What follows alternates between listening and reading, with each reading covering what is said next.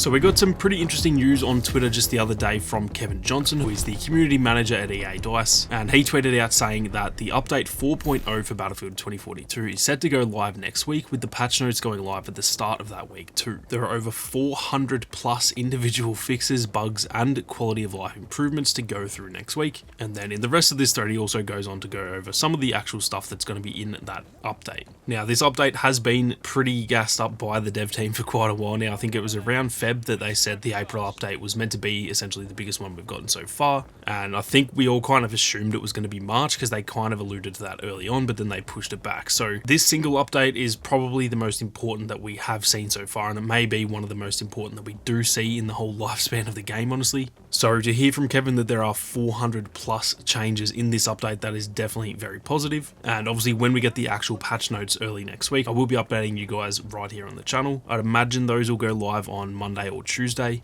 because the update is also going to be going ahead next week too, which, judging by all the previous updates, will be on the Thursday. So I'd imagine they'll give it about a day or two between the actual patch notes and the update. So for the full list of actual what we're getting next week, be sure to keep your eyes peeled on the channel. And if you're not subscribed already, then be sure to hit that sub button. But with that being said, let's get stuck into the rest of the stuff that Kevin Johnson went through on Twitter. So the first thing that he mentioned was that in update 4.0, Rao and Paik have actually had their traits updated. He didn't go into any specific detail on what that is. They do share some relatively similar traits, so I'm very interested to see actually what that involves. Whether it's a buff or a nerf, I'm not really too sure, or it might even not really be either, but it might just be a slight little change to how they work. So not really too sure there, that's all he said for that. But then as for Sundance, he also said that Sundance has received some fixes to their grenade belt, allowing for better anti-armor grenade target acquisition within their immediate vicinity rather than things football fields away. Now I'm sure any of you guys that play a lot of Sundance, that is myself, I'm essentially a Sundance main, the anti-armor grenades are absolutely terrible. Firstly, they don't really deal too much damage, which to be fair they probably shouldn't, because then they would be overpowered, but on top of that they also don't really go where you're aiming them a lot of the time. Sometimes you'll throw them at a tank that's like 10 meters away from you, and then they'll just float up into the sky and try and chase a jet that's on the other side of the map. So apparently that has been fixed, which is definitely exciting to see, and hopefully that should make the mastery challenges for Sundance a little bit easier, because yeah, Sundance definitely has one of the hardest T1 skins in the game. Now moving on, some smaller fixes are that ribbons have been tweaked in order to allow for easier unlocking across modes such as Rush, and then XP for support actions and team play within the game have also been balanced to ensure teamwork remains king. So I'd imagine that just means that, like, capturing flags, for example, you're going to get more points for that. Maybe you get more, XP for a revive than a kill or something like that. I'm not too sure what they're going to do there, but both of those essentially just sound like we're getting a bit more XP and a bit more XP sort of revolving around actually playing the objective rather than just getting kills. So that is definitely good to hear as well.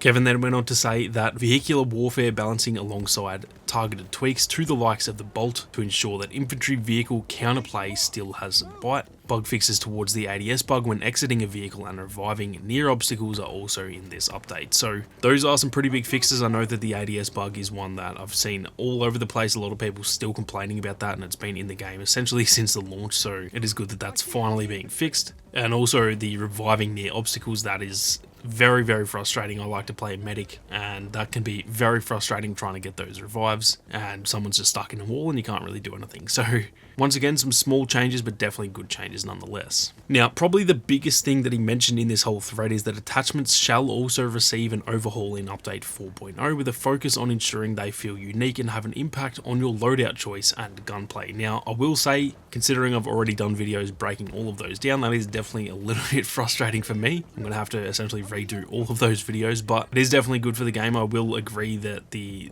attachments in the game don't really feel all that unique from each other. There are some, for example, the silencers that obviously have big pros and cons, but for example, a lot of the grips, they just feel essentially all the same. So that is a pretty big change, and I'm going to be most likely doing a video using all of my prior footage and then comparing that to how they've actually changed. So be sure to keep your eyes peeled for that once this update goes live. Kevin finished up by saying, while this merely scratches the surface of update 4.0 in Battlefield 2042, we do appreciate the patience afforded to us in getting this update out there. Again, truly looking forward to your feedback as the update goes live next week. Stay safe out there, folks. So, like I said in the thread, overall there wasn't that much to actually talk about, but like Kevin said, this is just merely scratching the surface of the update. There are 400 plus changes in the update. I do imagine that probably 300 to 350 of those are going to be really, really insignificant changes.